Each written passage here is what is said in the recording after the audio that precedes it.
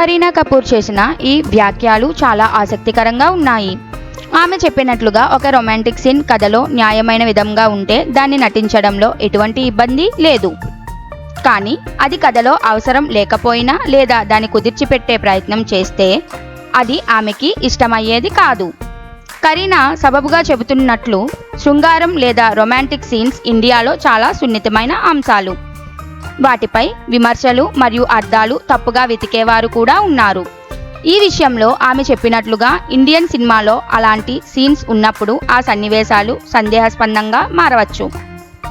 పెళ్లి తర్వాత తల్లిగా మారిన తరువాత ఆమె అలాంటి సీన్స్లో నటించడం మీద కొన్ని ప్రశ్నలు వస్తున్నాయి. అది ఆమె వ్యక్తిగత జీవితంలో మార్పులు వచ్చినప్పటికీ కథలో అవసరం ఉంటే ఆమె సన్నివేశాలను అలవాటు చేసేందుకు సిద్ధంగా ఉందని కూడా స్పష్టం చేసింది.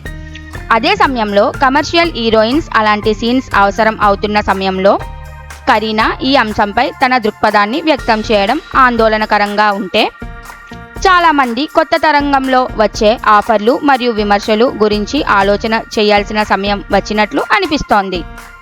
ఇలాంటి వ్యాఖ్యలు కొత్త తరం హీరోయిన్స్పై ఎలా ప్రభావం చూపిస్తాయో మరింతగా చూడాలి.